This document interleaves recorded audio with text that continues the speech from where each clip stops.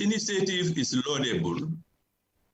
Last year, from what I heard, he had 130 applicants, out of which 30 were chosen as fellows. This year, the number jumped to 638 applicants, 350 of whom were chosen as fellows. It is laudable. In the mid-1990s, I was in a hotel in South Africa, and I overheard a young Nigerian with his friends talking about Banjul. He said, "Have you ever been to Banjul?" And his friend said, "No." And he said, "It's just like a big village, nothing there. It is just like a big village. There is nothing in Banjul." I was so ashamed. I wanted to put my head under the table, I couldn't. I wanted to walk out, I couldn't. I was afraid if I stood up, they would say Nangadef, as it happens to me often, because people think I'm Senegalese from my height. So I just looked at the young man in the face and said, "Young man, be careful. There's somebody from that big village just next to you." I saw his face change and he apologized. I said, "Apologies accepted. I know that you just reporting the facts." Many years later on, I met another Nigerian. In the conversation, he asked me where I came from, and I said, "The Gambia." And I saw his face lit. "The Gambia," he said. "There is a Gambian who has built a mini city in Port Harcourt. Do you know him?" I said, "Of course, I know him. He's like a brother to me." He said, "This incredible guy. You know him?" I said, "Yes, I know him very well." Similarly, about 6 years ago, I went to Swaziland and I was received by a group of ministers, among whom was the Minister of Works. And she told me that she had been to the Gambia and told me, "Karamo, I was so impressed, so impressed." And I asked why. She said, "Because my driver took me on a tour and I saw some really beautiful estate development projects, and I was told that they were by a man called Mustafa. Can you convince Mustafa to come to Swaziland, now Eswatini?" Ladies and gentlemen, gathered here today, especially the young ones, I would like to ask us to celebrate each other's success. I would like us to encourage each other in progress. I would like us to be happy in each other's happiness. That is the first thing I would like to say before we get started with our topic today, which is good leadership. Good leadership, as President Mandela put it, a good leader, he said, is like a shepherd. He stays behind the flock, letting the most nimble go ahead, whereupon the others follow, not realizing that all along they are being directed from behind. That, according to Mandela, may his soul rest in peace, is good leadership. Today, in order to structure our discussion, I would be asking a number of questions. Questions are very good because it helps us in the thought process, and it helps us to target the answers directly. Today, we're going to have about 6 questions with us. First of all, what is the vision? That's vision of the chairman, that's Karamo as the chairman of the TAF Africa Group, not as the chairman of the TAF Africa Foundation, which is Alhaji Mustafa himself, but of the group. What is my vision for TAFLA? First question. Second question, what are the qualities of a good leader? Third question, who are the 4 friends, what I would call the 4 friends and the 8 enemies of a good leader? 4, what are the 4 conditions that enhance good leadership? And what are the 4 conditions which inhibit good leadership? 5, as future leaders, and I'm directly addressing the TAFLA fellows here today, as future leaders of our motherland, the Gambia, what are your biggest tasks? Finally, what are the 5 nevers from our recent history? These questions would be addressed in the following minutes. But before I go on to address these questions, I would like to know that it's after 11 o'clock at night here. So if I should fall asleep, do not hesitate. If you have a drum near you, start beating the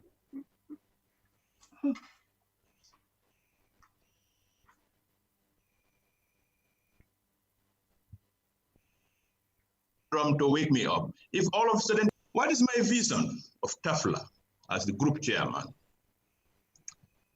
My vision is that TAFLA would emerge as the leading center in the Gambia to foster a spirit of oneness. Today in Gambia, there's something we need more than anything else. From what I've been getting from social media and friends and relatives, it is called oneness. We must see each other as one people.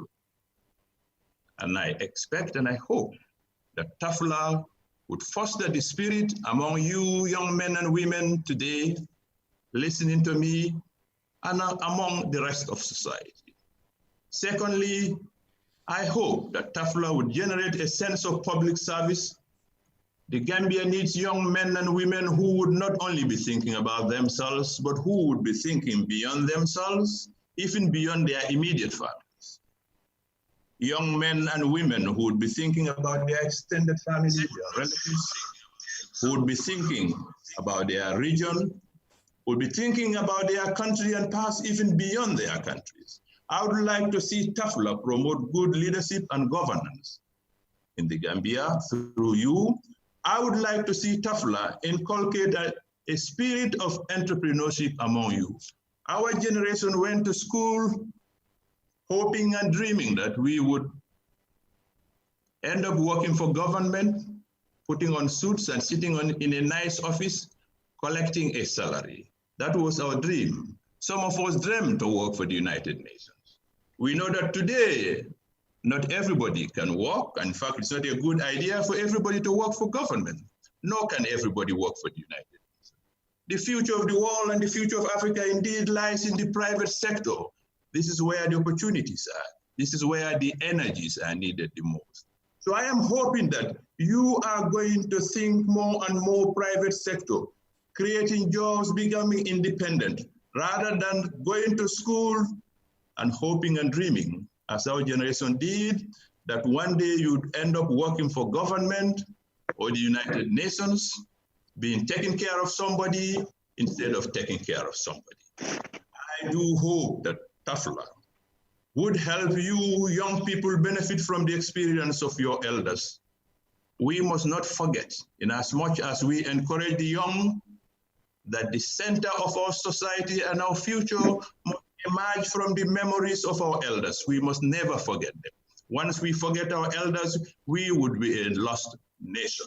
And you have seen in many places where there has been tremendous economic progress, but the elders are not given the attention that they should.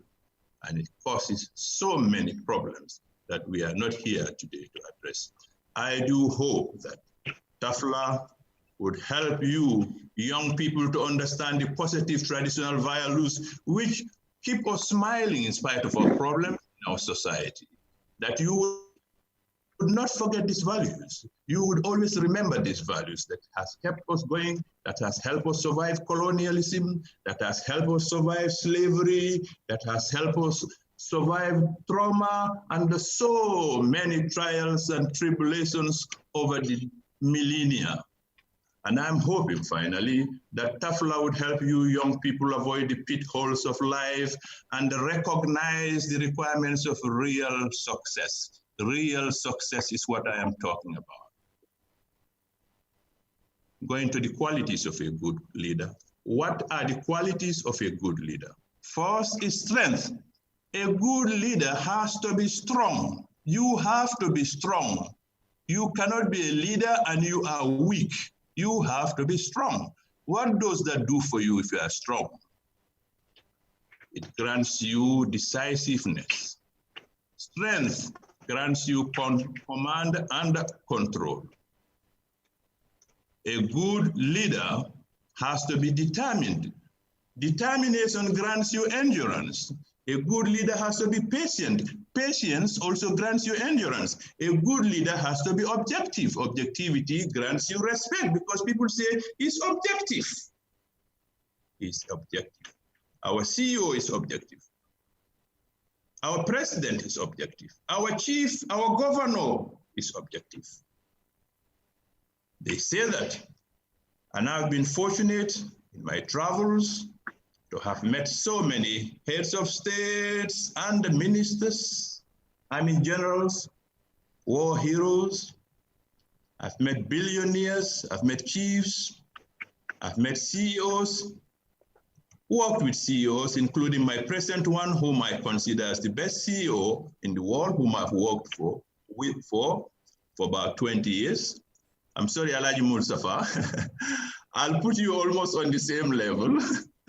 I worked with him for about 20 years, and I consider him as the best CEO in the world.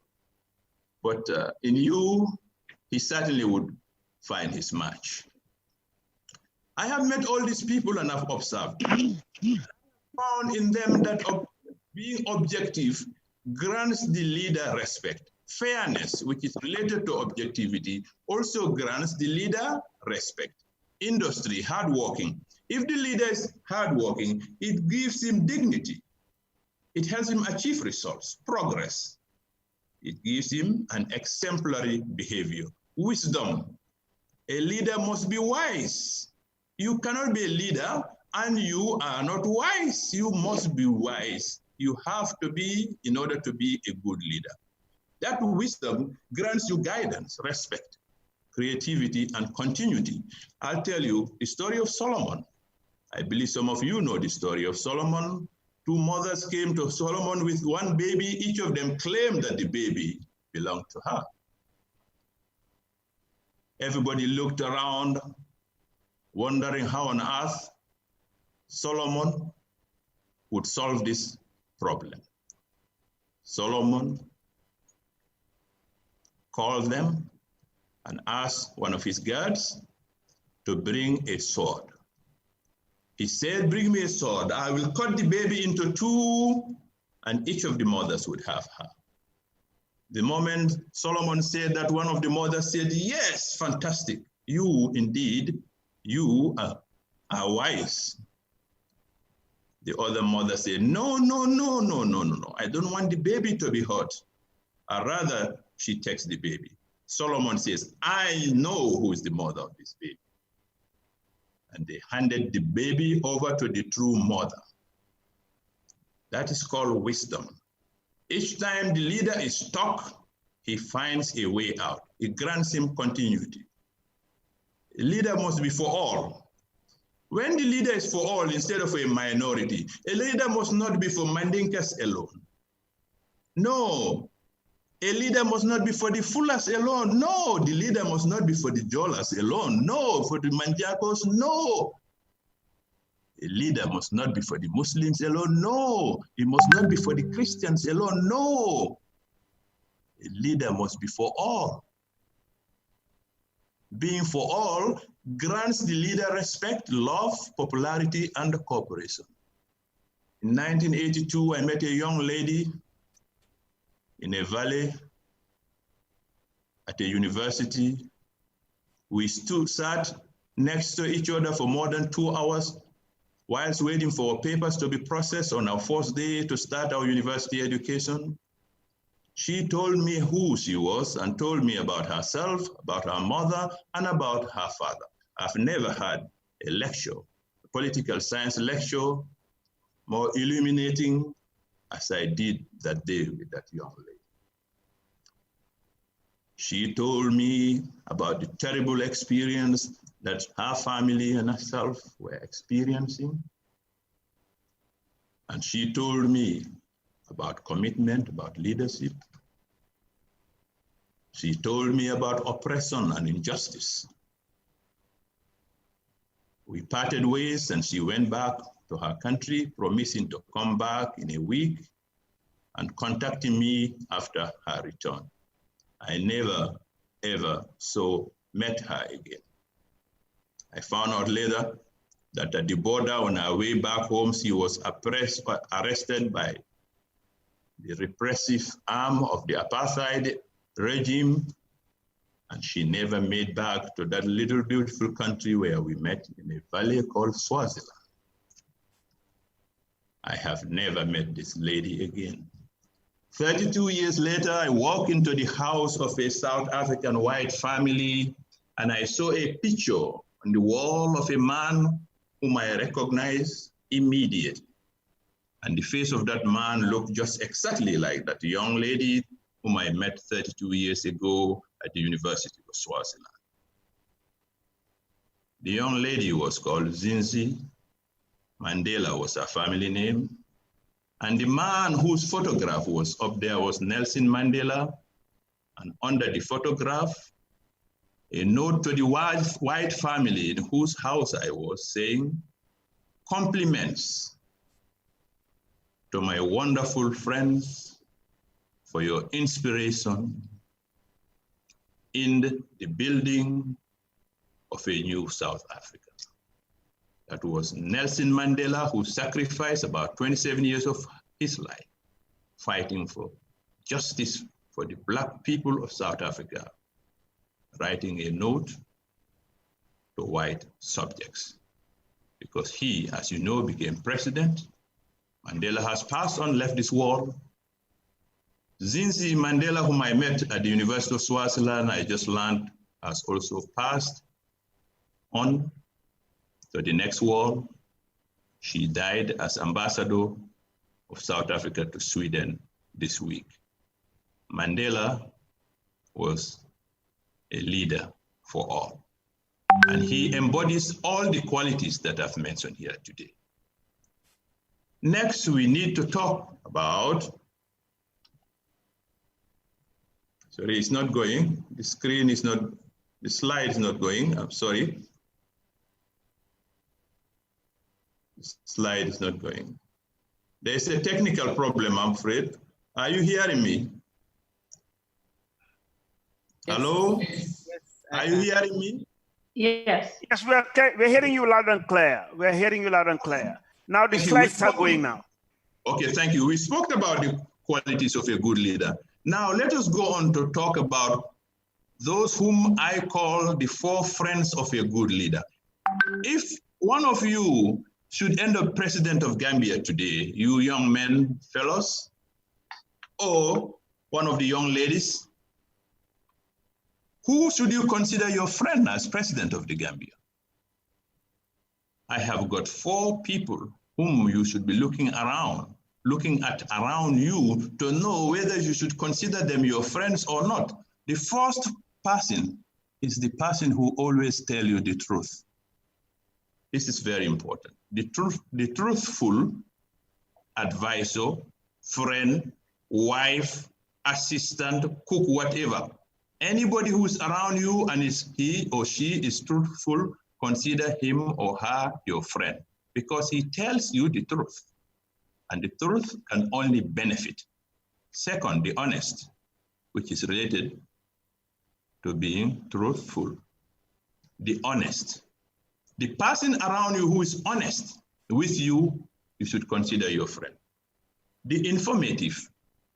The person who gives you all the information you need, not part of the information, but he gives you all the information so you can make the right decision. Often our leaders don't have all the information, so they end up making wrong decisions. So if you should end up president of the Gambia and you have somebody around who always gives you all the information when it comes to decision making, he gives you all the choices. This person you should consider your friend. The protective. He loves you as president, or CEO, or manager, or his chief or governor. He loves you, he wants to protect you. This is extremely important because he doesn't want you to get into trouble. If you're about to fall into a hole, he'll tell you, watch out, there's a hole in front of you. Consider him your friend.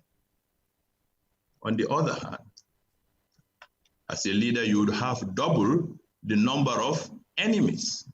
Unfortunately, it is difficult for most leaders to actually tell who are their enemies, because their enemies are formidable. First is the liar, the liar.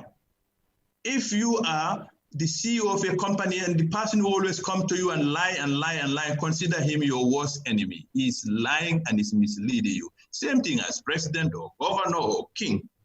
If you have an advisor who is always lying, be very careful about him. Second is the hypocrite. The hypocrite. The hypocrite wants to spoil your relationship with everybody. How do you know a hypocrite? Each time he comes to you, try to find out if he talks about somebody. That's how you know about a hypocrite. Is somebody, your advisor, your friend, or whoever it is, every time he comes, talks about somebody, then be very careful about him. He's the hypocrite. He is your second enemy. Third enemy is the pretender. He pretends he loves you, he's your friend. He's your best. And he convinces you. He sweet talks you, but he's only pretending. This is deadly. He is your third enemy. You must know him if you are president or governor or army general or CEO, manager, etc., etc. The fourth one is the provocative. He makes you angry. He makes you angry. Itelebe sonnawala. Itelebe sonnawala. Fotemu. Huh? He makes you angry. Who are you on? I hate to use those words. I never do. He comes and tells you words that will make your body hot. He gets you angry. He heats you up. He pumps you up. He's the provocative. You must watch out. He is your enemy. He wants to make you fight with everybody, even your friends. Be very careful if you are president or governor or king or whatever it is. The person who always comes to you and provoke you, make you provoke and make you angry with people, be very careful. Then the greedy, he's just around you for his own interest or her own interest. Be very careful. How do you know? He'll come to you, talk very nicely. After some time, he will raise a material need.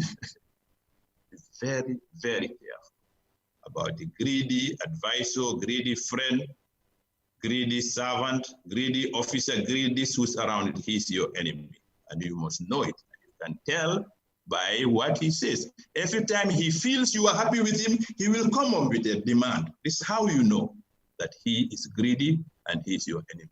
Then the envious. The envious related to the hypocrite, because the envious doesn't also like people around you. Each time you seem to like somebody, he'll come and tell you bad things about him. So there's hypocrisy and envy. They go together more or less. So be very, very careful about the envious. He will make your people who love you, he would make you hate them. He'll make enemies out of friends. The overly submissive. Or lie, you tell him you are black, he said yes. When the minister says to him you are tall, even if he's short, he said yes. And if the minister tells him you are short and you are tall, but he's tall, he'll still say yes, because he doesn't listen. He's just there to say yes, yes, yes, yes, yes, yes, yes. That's the overly submissive. He's not your friend. So in whatever leadership position you are, be careful about. Finally, you have the evil soothsayer. The evil soothsayer or the magician is your enemy if you are a leader in any position. Why is he your enemy? He'll come near you and say, be careful. You see that tall man there, a bit fair, bit slim, be careful. Be very careful. He's the one who is going to take your job. Oh, you see that army general, be careful, he's plotting a coup d'etat. I have known a woman who was fantastic all my life, wonderful woman. One day, she sent me a letter. She sent me a letter completely depressed because her whole family accused her of being a witch, because a magician, a soothsayer, told the family that she ate the first son of her own brother. And the whole family decided to boycott her. You have to be very careful. Those of you who read the Quran and the Bible, you know the story of Moses. The magicians went to him and said, there's a baby coming, and that baby is the one who is going to get rid of you. And Pharaoh decided to go and kill the babies, all the babies. But he missed the one God had this time would be Moses, who would save the Jews, and it happened. The magician who would frighten you, who will get you into extreme action, and like the hypocrite and the envious, will make you many, many enemies and try to distort your destiny and the destiny of others. Next, we go to the conditions that enhance good leadership and the conditions that inhibit them. I have 4 conditions here. These conditions are: number 1, economic progress. If your economy is growing, all right, people are finding jobs, okay? Exports are growing, investment is coming in, people are happy with you. If you're the head of state or if the minister of finance in the company, the people are happy, the jobs are coming, wages are increasing. Economic progress enhances good leadership. It's on the positive side. Equity. People feel that depending on their circumstances, the leader, the head of state, the minister, governor, whoever it is, and I'm not talking about a particular leader here, I'm talking about leaders in general, in politics as well as in the economy.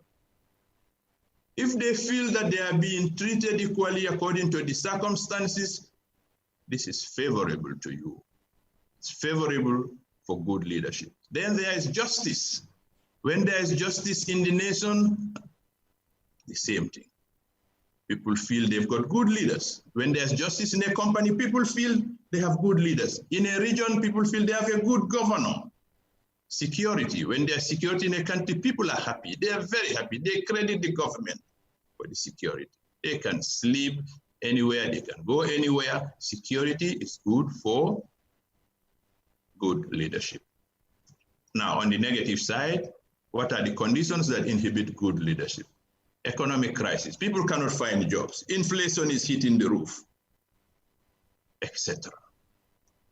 Economic crisis. When there's economic crisis in a country, it's very difficult for people to praise their leaders.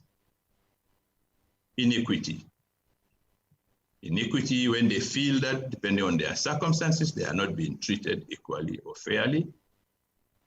The isms, what do I mean by the isms? Tribalism, racism, regionalism. All these issues make it difficult. They inhibit good leadership. If your leader is tribalist, he's going to appeal to only a section of your population.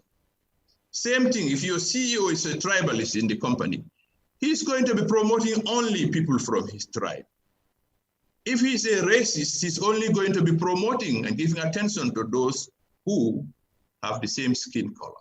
And you know what's happening in the world today? I don't have to tell you about George Floyd in America. You all know what's going on now. Tribalism is an evil, racism is an evil. All forms of discrimination which pit one race or one tribe against each other, or one region against each other, favor one over the other, they are all evil. And they cannot be promoted by a leader at the same time that leader expects that the people are going to love and they're going to respect. Any good leader anywhere, at any level, must make sure that the isms are completely discouraged among his or her followers. Insecurity. If people cannot go outside, if people cannot go to the mosque and pray, people cannot go to the cinemas, people cannot go to the restaurant, people cannot go to their job, people cannot go at night, there's insecurity. It's very difficult for people to respect and to love and to praise their leaders. Insecurity is one thing that inhibits good leadership. Ladies and gentlemen, especially the young fellows of TAF, I am now going to move on to the question of, as future leaders of the Gambia, our motherland, what do you consider to be your biggest tasks? This question is not an easy one because it has many, many answers, and I've thought deep about it. And I came up with 3 things that I thought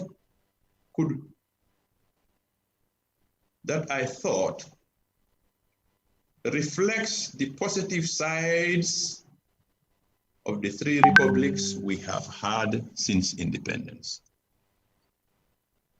In any situation, I try to look at the positive side. And I looked at each of the republics And I try to look at what was or might have or seemed to be the positive side. And by the way, I have not lived in Gambia for decades, but I don't know whether I've said this in the beginning or not. I have met every Gambian head of state since high school. I have met and I have sat down with every single Gambian head of state, starting from Jawara, Jammeh, and Barrow. I have met and I have sat down with each of them. In answering this question, trying to be fair, as somebody who has no political interest, anybody who knows me will confirm this with you, to you. I have looked at each republic and tried to fairly bring out the three tasks which I feel that you young men at TAFLA and the rest of Gambian society must consider your biggest task. From the first republic, you must strive to revive the peace, the security, the satisfaction, and the mutual understanding among Gambians. Satisfaction is very important. Somebody can be poor but dignified. Poverty is terrible without dignity, without satisfaction. That's what makes it terrible. Gambia, when I was young, Gambians were satisfied, and that's why they were among the happiest people in the world. That's why they were among the best people in the world. Gambians were special, and I still remember those fantastic Gambians, hospitable. They sit around a bowl of rice, 10 people, small bowl.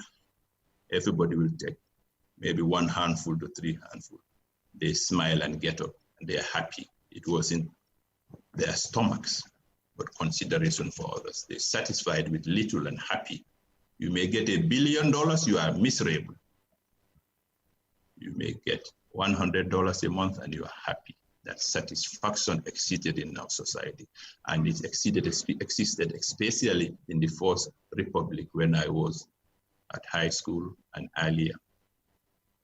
So I would like you young people, if you should become leaders in the Gambia, to strive to bring that peace, security, satisfaction, and mutual understanding among Gambians back, that made us special in the world. Second, the Second Republic.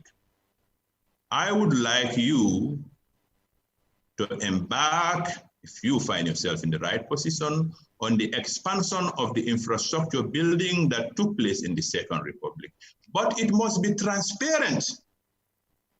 It must be transparent. Every nation needs infrastructure. A nation cannot develop without infrastructure. As I told you, a young man was laughing at us because we didn't have infrastructure. And I met another gentleman from the same country who praised us because he was so impressed. And a minister from a kingdom who also praised us. Infrastructure is extremely important. We need to expand on whatever might have been built in the Second Republic, but it has to be done transparently, not under the table. Finally, what is it that you should get from the Third Republic and build upon it? The Third Republic had babies. These babies were born after the 2016 elections. What are these babies? The dreams and the aspirations of the Gambian people after the 2016 elections. I refer to these as the babies, the dreams and aspirations. When I stood up in 2017 December and I won the Gambian nation, I was hoping that people would listen to me. It seemed nobody listened to me. And people come to me and say, Karam, what you have said is all happening. And I'm saddened about that because I didn't intend for it to happen. I was warning the nation, hope that they would heed the warning and make sure that it didn't happen. Now you young men in particular, but not only you in particular, have to make sure that those babies that are here crying when I go to bed every night because their mothers have abandoned them, you must bring those babies back. That is your third major task. You cannot fulfill those three tasks, national obligations, unless you are able to do certain things. unless you are able to develop a spirit, a very special spirit to embark on those 3 tasks. Now, what is that special spirit? Where would the motivation come from? If I were to ask you, you perhaps would scratch your head and wonder how on earth can we get the answers to this question? That special spirit that we need for a truly new Gambia, driving the best of the 3 republics, putting them together, deriving from the best out of each of the 3 republics, putting them together, and creating the new Gambia, the desired Gambia that we all want. In order to develop that spirit, you have to look at our recent history over the last 20 years. It is very easy. Look at the testimonies at the TRRC. It's very easy. Read the reports of the TRRC. It is very easy. What do you see? I hate to say it. Nobody loves this country more than me. I am a griot for this Gambian, and you may not know it, but I'm actually a griot for Gambia. You may not know it, I am. Ask any foreign friend of mine close to me, he'll tell you that I sing songs about the Gambia. One day my kids told me, Daddy, be careful. You always speak so highly of Gambia. People go to Gambia and they get disappointed. I'm afraid it has happened. If I were to tell you my experience, you'd be very shocked. I've spent many years somewhere disappointed, but I love my country and I love my people. And I was shocked when I hear a Gambian saying another Gambian take a bayonet and put in the stomach of another Gambian. I cannot believe it. The brutality that took place in our country over the last 20 years. I am shamed. Some of you who've been looking at my posts, LinkedIn and Facebook, sometimes I'm sad, sometimes I'm miserable, sometimes I'm angry, because I have sung songs about how fantastic we are as Gambian, how humane we are as Gambian. The brutality that took place in the last 20 years. Anybody want to deny it, something must be wrong.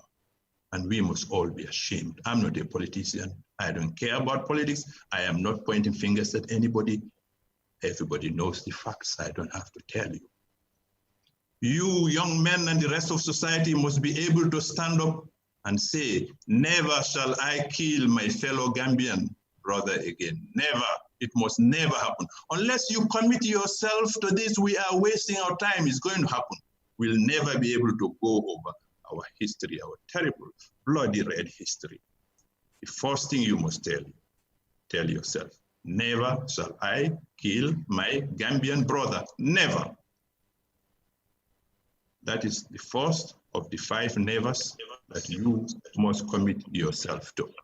Every Gambian must commit yourself to that. What is the second never? There are 5 nevers.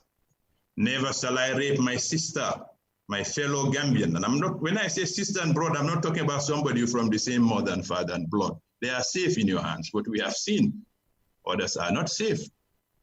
But every Gambian is your brother, sister, Fula, Manjago, Mandinka, Christian, whatever it is. Even if it doesn't come from the same religion, as if it doesn't subscribe to the same religion, it's still your fellow Gambian, your compatriot.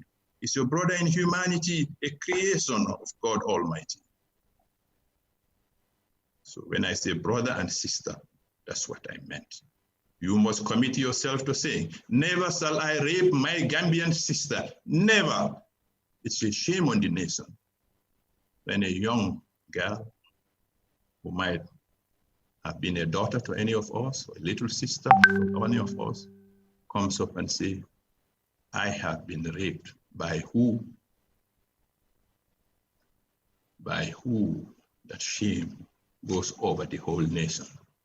Even if she is not telling the truth, because you must know something. For every woman in this world who steps out and says, I have been raped, maybe there's 10 or 100 or 1,000 who do not have the courage to come out and say, I have been raped. The worst thing for a human being is to kill him or her. But for a woman, rape is equally bad. So we must commit ourselves. Especially you young people, if you find yourself in the position tomorrow, you must say, never shall I rape my sister. Never. Number 3, Never shall I steal public funds or misuse public funds to entrench my position in power or support my leaders to do so. Never. This never is in two parts. First, it says, I will not steal public funds. That's you. You will not misuse them. That is you. You know, I have noticed something in Gambia. They seem to praise people who steal money. People come with stolen monies. We know each other's salary. And if somebody build a mansion, you know it's not coming from his salary. It's not coming from his per diem. Where is it coming from? And nobody cares. They praise him. They go to him. Somebody told me that of a particular person who stole so much money, everybody knew. Even the imams who went to read the Quran for him in his house, the moment he took the packets of money out, they forgot the Qurans. They were fighting over the money. This is terrible. This is terrible. Where is our faith, fellow Gambians? Where? Where? Somebody still stealing money, and you know he's stealing, and you are still praising songs. I walk into a bank manager told me about somebody I wouldn't mention. He said he's such a good man, he's used his own money to finance my daughter abroad. He's not a businessman, he's a politician. Where is he getting that money from? Tell me the truth. So from his salary? From what? Ask yourself that question. The second part, I will not support my leaders to do so. I heard when President Barrow came from Dakar to take over, people were making fun of him. They said, the president before used to give us hundreds of thousands of dollars. This man is only giving people, I don't know, $5 or $1,000. This news came to my ears. And I said, this is terrible. You are telling the man to also start behaving like the one before. And if he starts behaving like the one before, are you going to accuse him of corruption? Because what? You expect him to give as much. And he knows part of his legitimacy is his ability to give you as much. If he puts his hands in the till, you are going to be responsible. You cannot be singing songs, abusing him, insulting him left, right, and center. You encourage him. And I see if in the media people go and say it. And I have heard it so many times at the highest level. HE gave me this. HME gave me this. President gave me this. President gave me this. Where is he getting it from? I'm sorry to say. Even if I become president of Gambia today and I start dishing money out of you from the coffers, where do I get? Unless it's from my businesses before I become president, ladies and gentlemen. So you have to be careful. You have a responsibility not to abuse public funds, and you must not encourage the leaders. If you expect the president's wife to give you money when you go to him, is it wrong that she has her own foundation or seek to have her own foundation? It is the values that must change. It's the values that must change to bind the leaders. And we have our role and our part to play. Number 4, never shall I support corruption. That's related to what I just said. Never. Finally, never shall I judge a fellow Gambian on any basis except his or her character. Forget about tribalism. Forget about regionalism. We are a poor country. Life expectancy about 60. Life expectancy at birth. Our budget, where is it financed from? Look at our total external debt. Look at our debt service ratio. Look at our infant mortality rate. Look at our GDP. Our total GDP is less than $2 billion. There are more than 1,000 individuals in this world who have, as individuals, more money than the Gambia. Individuals have got more money than the entire Gambia. Let us build our economy and forget about tribalism. We are fighting over poverty. It doesn't make sense, ladies and gentlemen. It doesn't make sense. We are too small, a nation, too small, about 2 million. Take the Mandinkas and put them aside. Put the Fulas aside. Put the Manjagos, put the Wolof aside. You think any of us can turn that country around and make it an El Dorado? No, we need each other. And it's a big shame, I hate to say this in English, mo fingolu damal kanyo fatan fancy. Dunia baby jellantel. Hanna tretata World Bank, I don't care, PhD from Harvard, more single discrimination is there. Ndol da malkam nyotonya. Nato data America, data Europe, yama mol babla nyimu flow di onyu manding college. Nyimu jola le nyimu nyinet. Jola le munen na faso to me alonko in the last 20 years me alonko jola le se mo fa mola mola kula o manding kolu o flow alaji be banyi sanji mo everybody is responsible. Mandingas are responsible. Jolas are responsible. Fulas are responsible. Everybody participated in the bloodshed. We are collectively responsible. And if there was tribalism, and I agree there was tribalism, because one smart man decided to fool an entire nation, including PhD holders and intellectuals, who today believe in tribalism. Let us forget about tribalism. You will never go to heaven because you're Mandinka or Fula or Jola or white man or even Arab is in our religion. It's your character. Let's hold each other and move the Gambia forward. Thank you very much.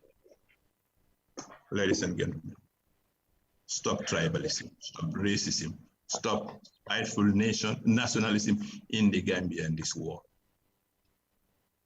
Dear brothers and sisters, watch out for COVID. It is real. Let nobody fool you that COVID is not real. COVID is real. Take it very seriously. COVID has serious consequences for your health and for the Gambian economy. By protecting yourself and your family, you protect the Gambia and you protect Africa. Mbal de mala alias sabari, nanyo muta ngake kilinti, afuari ya kele, yukara alias sabari, mandinko alias sabari, fulo alias sabari, jolo alias sabari, sulu alias sabari, albe sabari, alinga sabari nanyo muta. Let us move forward and march. I will stop there for the moment. Thank you very much. Well, thank you very much, Dr. Sonko. That was very interesting. I must say myself, I learned a lot and I've been taking notes right here, especially when you talk about young people should put the interest of the country first and that of the citizen. That's very important, and also to understand our traditional values, which holds us together as a society. These are very, very important points, but I will let TAF Africa Global come in and give us his take, and then I will take a look at the questions that we have, if there are any. Hello, can TAF hear us? Yeah, actually, the internet is very unstable in the Gambia, and we are struggling here. I hope you can hear me. Oh, yes, we can hear you now. Okay, great. Actually, I have some few questions from the fellows.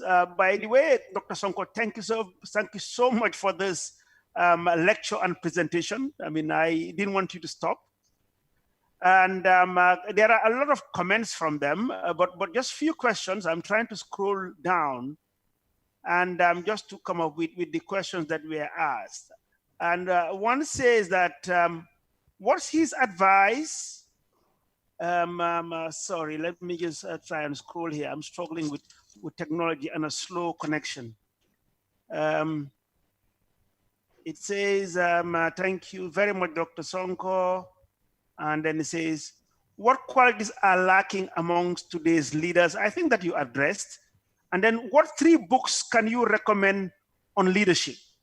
Somebody has just asked that what 3 books can you recommend on leadership? Do you have any? No, I don't have any particular books on leadership. I have learned what I have learned about good leadership. And if you notice, I didn't quote any 16th century philosophers. I didn't quote any leaders of the American Revolution. My experience is based, first of all, as a child. I remember the stories of my stepmother. One of these fantastic stories, if you don't mind, I can tell you. Would you like to hear a story? Tell me. Alhaji Mustafa. Well, Doctor, we have actually, we've clocked in almost an hour. Yes. Can you hear me? Yes, it's up to you if you want. Yeah, the network is fluctuating here, but if you can hear me, I think we have about 5 to 10 minutes to go. So I think we will hold on to those stories. Fatu, do you have any questions for him? Okay, thank you. For here, let me check on the. Hello, Fatu, can you hear me? Yes, I can hear you very well. I can hear you. I can hear you. I'll have to check on the social media and see if people are putting in questions. But just to say that to the listeners and those watching us, if you have any questions, feel free to send them to us. And we're talking about the qualities of leadership. And Dr. Karamo talked about the need to put country first, how that is important, holding our society together. He also talked about the 4 friends of a leader, the good friends, and of course, the other friends who would be people who will not tell the leader the truth. So if you have any questions, he's right here with us. Just send us your questions and we will go through them and ask him. And I'm sure he'll be happy to answer your questions. So TAF, if the fellows right there have questions for him, then we can start with those while I look at questions on the social media. But Alhaji Mustafa, okay, then since there's no time for a story, I would look for the 3 books on leadership. But what I was trying to tell, the answer I was going to give, that I have learned what I know about leadership from various sources. First, as I said, as a child, and I remember a fantastic story from my stepmother, which I still remember, about a leader. What's a good leader is fantastic. And also my experience meeting, as I said, I've met Jawara, Jammeh, and I've met Barrow. And then the opportunity I have had in meeting heads of states, ministers, governors from around the world, you know, this has enriched me. I've met successful business people, billionaires, I have met war heroes, you know, all kinds of people I've been fortunate in my life to meet, and I've learned a lot from them, plus my own positions of leadership over the years. If they want 3 books, I can look it up and try to send you. Okay, someone is asking about a book that you wrote. Saying, ask Dr. Karamo about a book that he wrote. It's like we cannot hear you now. Did he say which book it is? No, did you write books? Did you write a whole lot or? Well, I've written some. The latest book I've written is very interesting. It's on Islamic finance, all right? And this book on Islamic finance, I have co-authors from the University of Denver. I have people writing coming from Harvard and major institutions, including a World Bank vice president and some leading authorities on Islamic finance. As Muslims, we must know Islamic finance. Islam is against interest, but sadly, a lot of Muslims, most Muslims, in fact, doing business, do business with interest. They assume it's right because they don't know. Some know, but they still do it. But most Muslims do not know that riba, okay, riba, Islam, considered interest as riba. It's one of the major sins of Islam. So we need to know about it as Muslims. A major sin means it's something that is not a joke, extremely serious. So our book is coming out next month, and I would encourage everybody to read it. And Islam is about fair business. That's why they are against interest. You don't have to be Muslim to see what interest has done to the global economy and even to the Gambian economy. Just look at Gambia's debt service and you see what's going on. So Islam is against it. Islam comes up with fair business that promotes economic growth, equity, etc. So this book, inshallah, would be out on the 15th of August. Okay, so I'm going to go through these other 2 questions that I have here. The other one, the other one, the guy is asking, he's saying that doing such lectures regularly would educate the younger generation. So he's asking if you would be willing to do this frequently. And the other one is if you think it's a good idea for the Ministry of Education to introduce nationalism in our schools so they can teach the young people, the kids, this. If the minister should introduce what? nationalism in our schools so that they can teach the kids like patriotism, the love for country, how, you know, the kids, for them to know how to love your country and sacrifice for your country. Yes, it's good. It depends on the type of nationalism. You see, people forget something. It is not wrong to be proud of who you are. And anybody who knows me, they'll tell you, Karamo Sonko is an extremely proud Muslim, African, black man, Gambian, Mandinka. They'll tell you this. And they will also tell you he does not have the slightest evil feeling against a human being anywhere in the world. I have got even people I work with, people who employ me, people who consult, whom I consult for, who pay me money, but they know, for example, when it's time to prayer, I would go and pray. They know it. They know that I'm a proud Gambian. They know I'm a proud black man. Everybody knows it. I have got some friends who are Snow White, and they know how proud I am. You have to be proud of yourself with yourself as a black man or black woman. Over. It doesn't mean you hate other people. So nationalism should be introduced, but it's not spiteful nationalism. People have to be proud of Gambia, so they can either live in Gambia and work in Gambia, or wherever they are, their heart will remain the Gambia and they continue to contribute. So yes, nationalism is a good idea, but it's not the spiteful nationalism that we know of, which makes people believe their country is the best and they hate everybody and anybody who is not from that country. Okay, and here's one that's very interesting. And the person said, he's trying to ask that in a society where leadership is linked to destiny and divine ordainment, what can we do as a society to change this mindset? You know how in Africa they would say,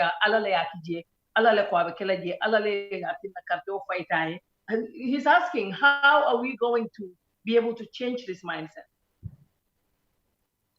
Yes, there's something called destiny. There's someone called God. I believe in that. Not everybody believes it. There is no conflict in believing in God's laws and the existence of God and the responsibility of human beings in influencing their destiny. God gave us brains. He gave us a wonderful world. He gave us everything. He is the biggest democrat in the world. He could influence. The whole concept of God is that if he want to force you to pray 24 hours a day, he could, but he doesn't. He gives you choice, Muslim, Christian, Buddhist, etc., etc. He made us black. He made us black. Some of us are white. Some are different colors. Why did he put all this diversity? Why did he give to give us choice, to realize that there is difference? Life is not just one thing. So you cannot say it's only this particular person who has been destined to rule over us. Nobody else has been destined to do so. No, I do not believe in that.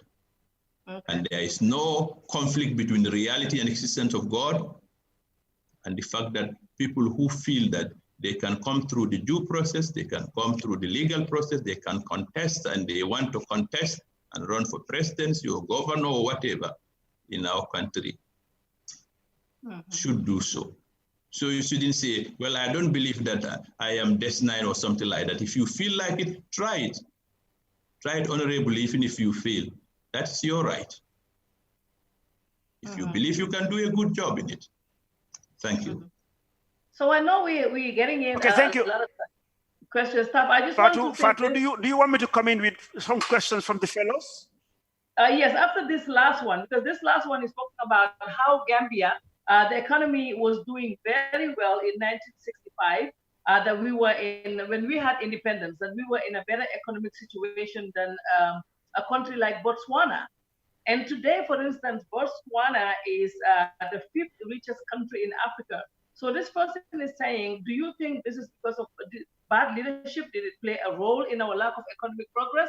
Or is just because Africa, we do, like in Gambia, we do not have a lot to offer? Just that one, and then we'll take questions from TAF. It's a very big question we do not have time to discuss, but there are differences between Botswana and the Gambia. Of course, there are similarities. I've had the privilege of being in Botswana in the early 1980s. I know Botswana very, very well. Like the Gambia, it has a small population. Unlike the Gambia, it's an extremely rich country. They've got diamonds, they've got cattle, they've got etc. And there's one big difference between the Gambia and Botswana. It is stability. Botswana is a very stable country. They have managed to sustain their democracy, change presidents, and keep on going. It is very difficult for any country to develop in a state of economic crisis. This is the reality.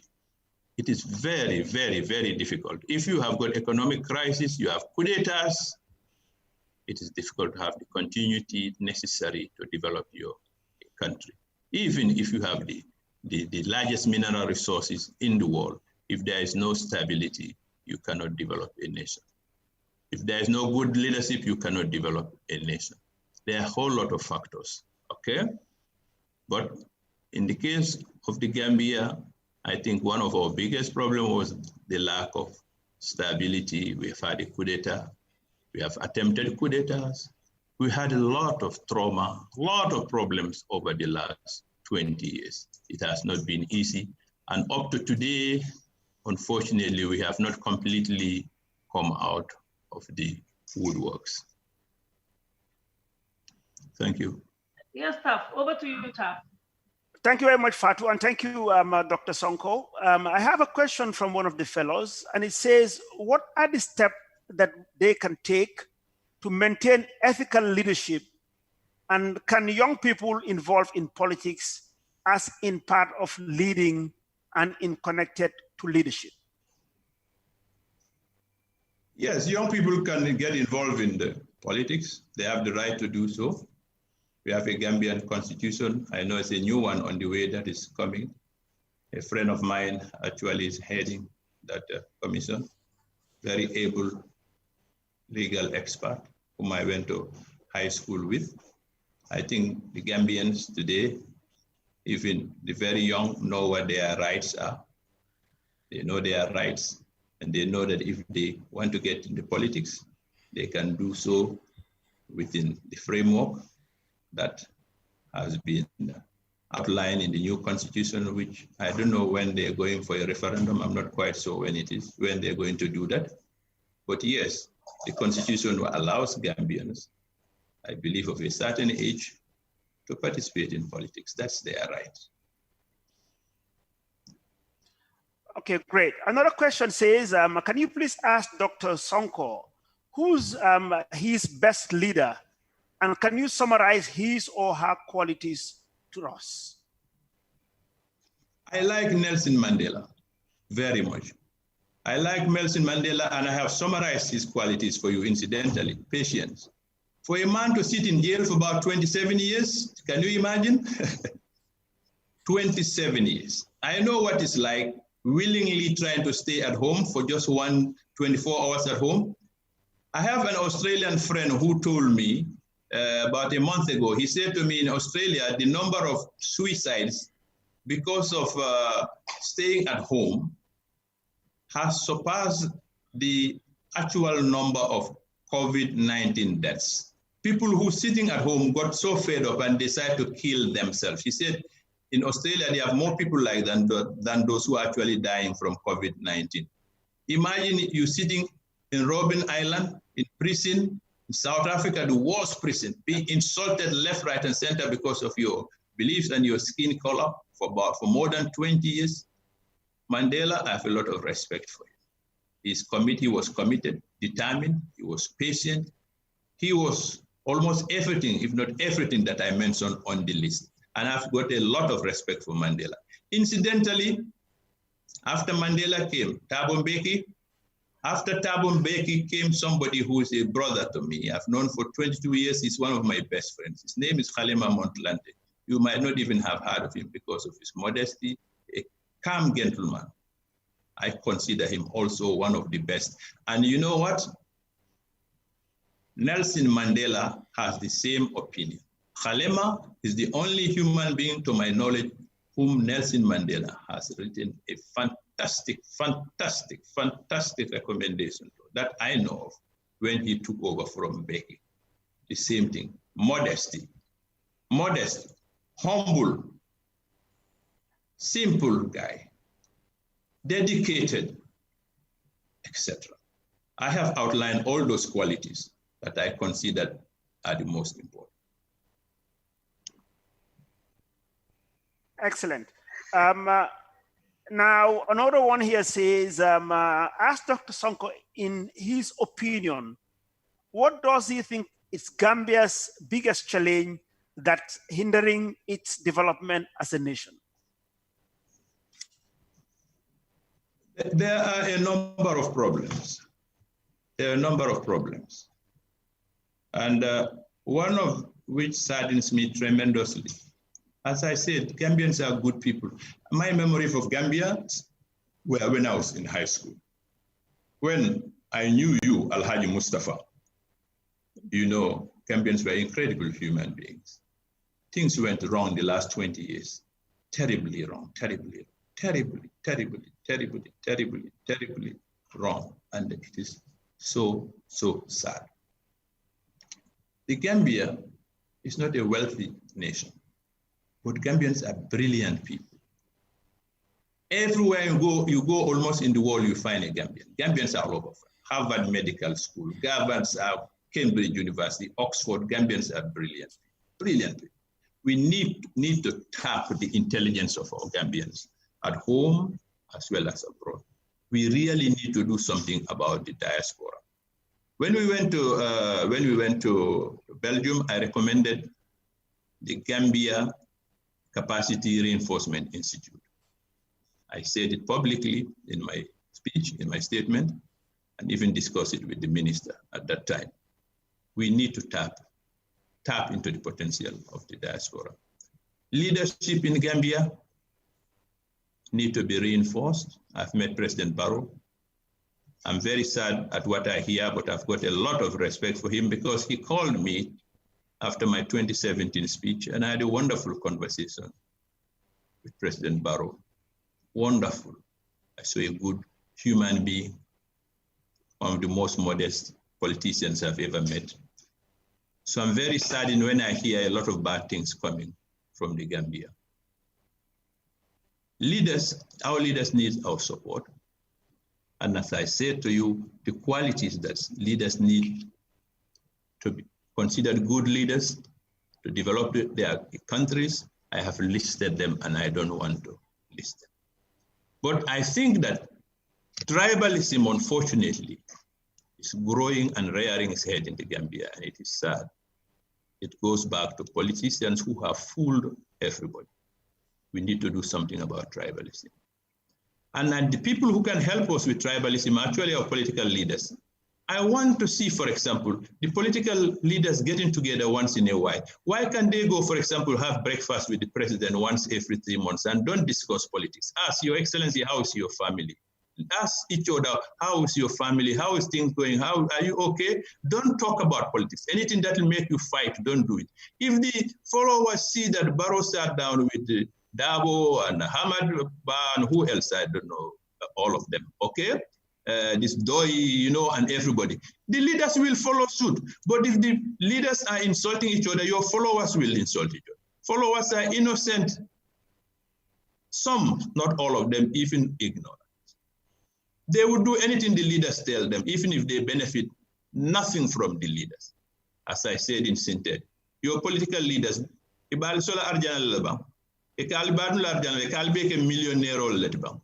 not possible. So the leaders must get together. They must forget personal differences and put the country first. Once every 3 months, get together and have breakfast and don't discuss politics. When you go to campaign, then you go on campaign full force as different parties. So tribalism, political differences, leadership, and I'm not blaming President Barrow or anybody. We are all equally responsible. We have to come together and put the interest of the country before everything. And even the followers have to be part of it. As I said, certain culture also influence certain leadership behavior. That is the fact. Thank you very much. Yes, Doctor. Okay, let's take this final question, and then we'll give you about 3 to 4 minutes to wrap up. This final question comes from one of the fellows, and it says, what is the relationship between educational status and good leadership?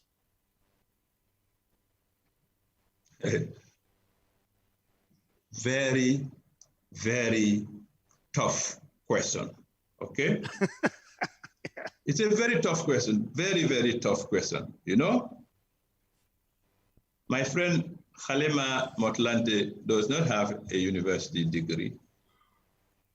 And I know leaders around the world who did not have fantastic educational qualifications, not only heads of state, but some famous CEOs, billionaires, etc., etc. Education helps a lot, especially in the modern world, because you must know what is competition. You must know about exports. You must know about changes in technology and all of this. But if a leader has got intelligence, even if he doesn't have huge paper qualifications, and if he's surrounded by the right advisors, he can learn a lot, a lot, a lot. If he's well-trained, he knows the world, he knows how to make policy decisions, all these things by himself, that's fantastic.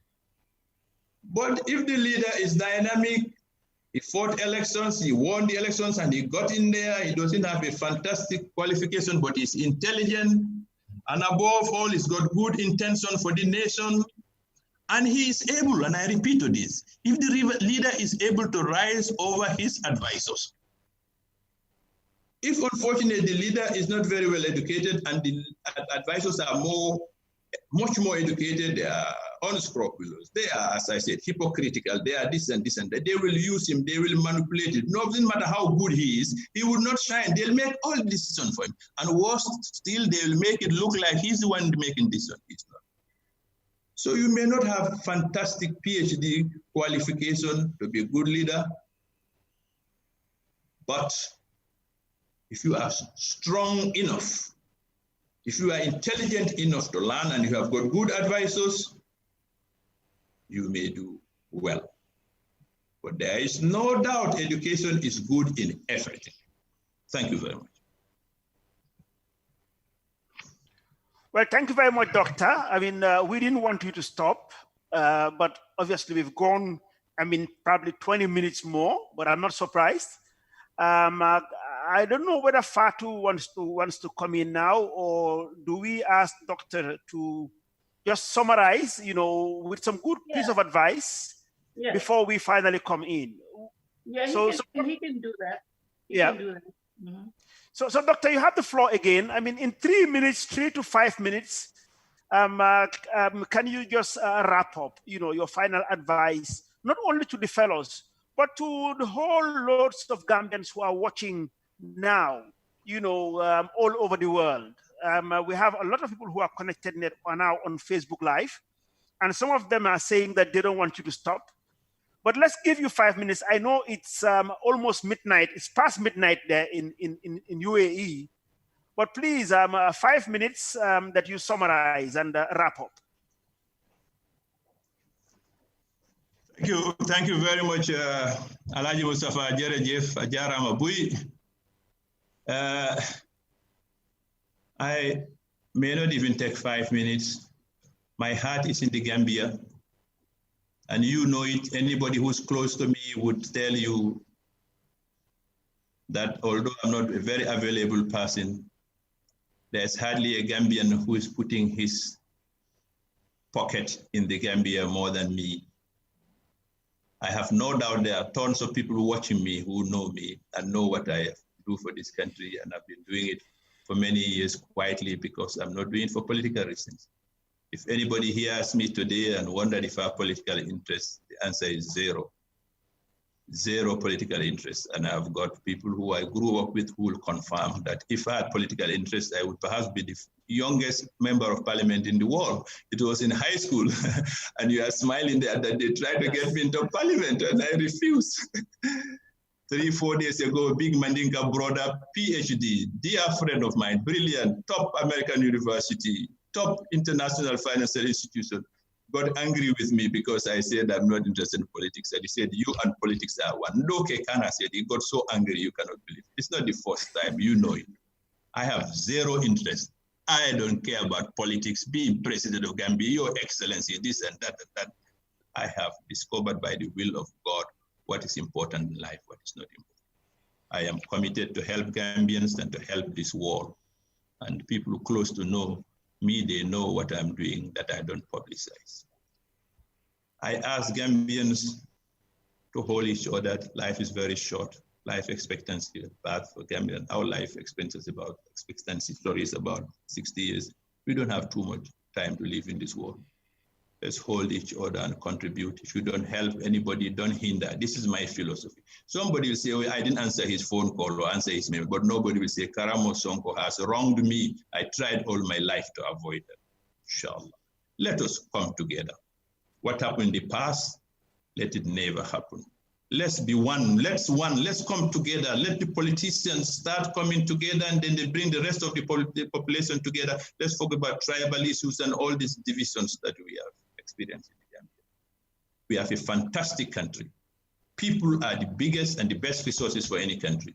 We are not a wealthy country, but we've got brilliant people. We need to know how to tap into our human resources, our strategic location, etc., etc. I've got about 13 or 14 advantages of Gambia, which I mentioned in 2017, and I also mentioned in Brussels when the European Union, some of their senior staff said, what's in Gambia? There is global warming, there's what's it in Gambia. Gambia has got about 13 or more strategic advantages we can use. Singapore is there, it's not a wealthy country. South Korea and other countries. Gambia has got all it takes to move forward.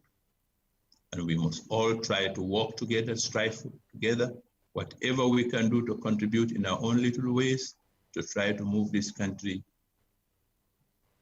to be an envy in Africa and beyond. We've got it in our people. And we pray that our leaders also will be strengthened, we're given the vision, the strength, and everything else that they need to be able to move us forward. That's all I want to say. Let's work as one nation, one people, and one Gambia. Thank you very much, and forgive me, ladies and gentlemen and compatriots, if I should say anything today that you didn't like or even anybody felt upset about.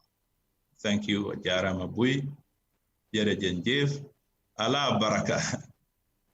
Assalamu alaikum wa rahmatullahi wa barakatuh.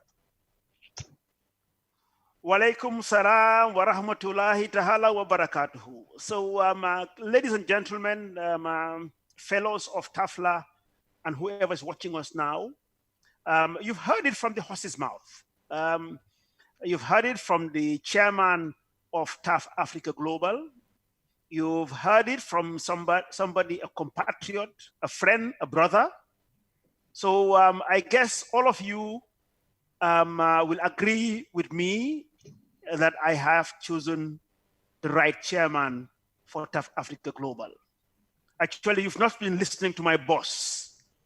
I mean, I am the CEO of TAF Africa Global, but this is my boss. The chairman is the boss of the CEO. But not only that, I mean, I am privileged to have Karamo as a brother, as a friend. Our friendship and brotherhood probably spans over 50 years ago, close to 50 years ago. And we have always maintained this. We have certain things in common. I mean, I have very high regards for him. And we have now connected, even our families, they know each other. My families enjoy anytime they're in Sharjah, going together with his family. I don't want to embarrass him too much, but Karamo is a brother, he's a jewel, he's a real Gambian. Whilst everybody thinks that he is far away from here, his heart is here. We talk very often when he's got time.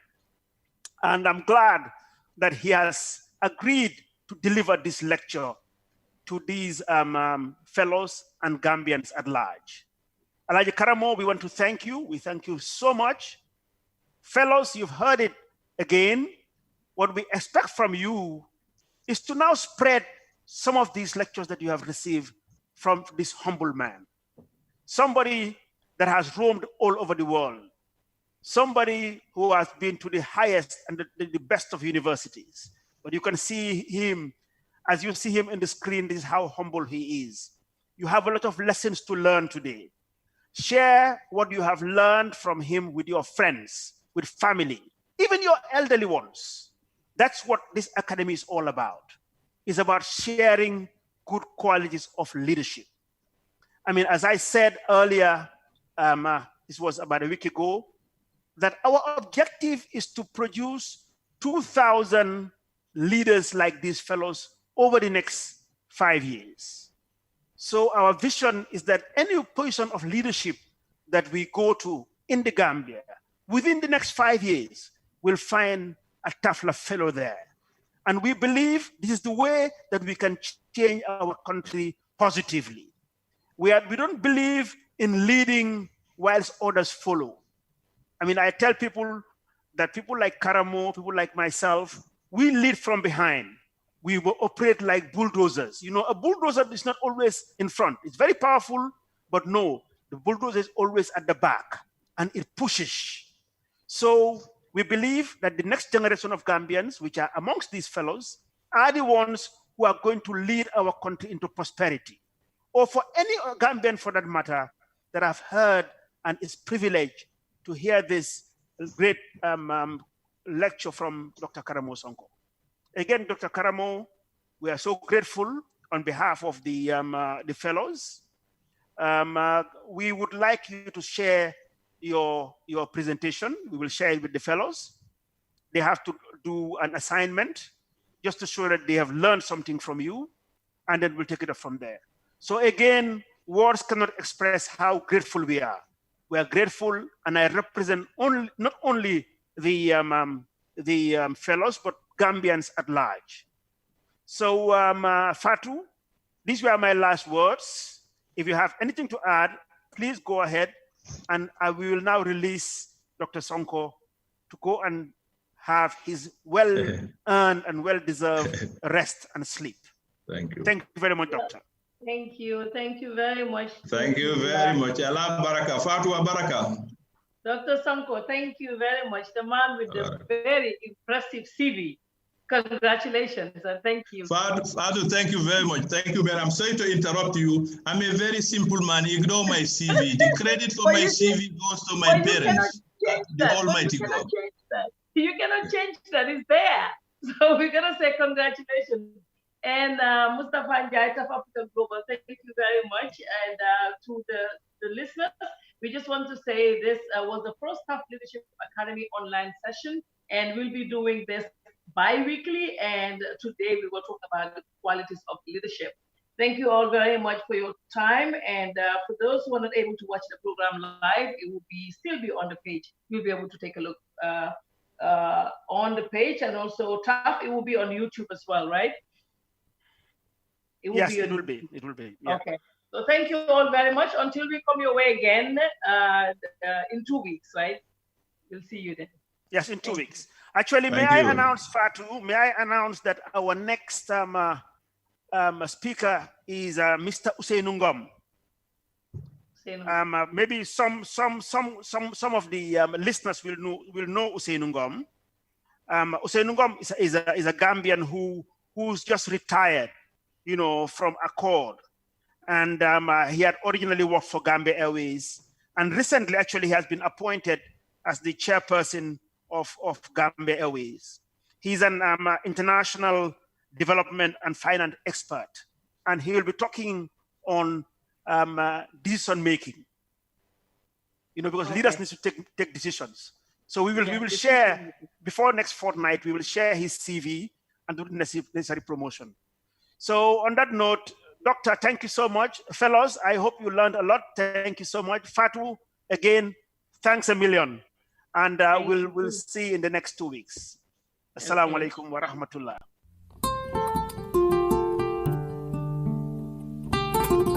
Home is where the heart is.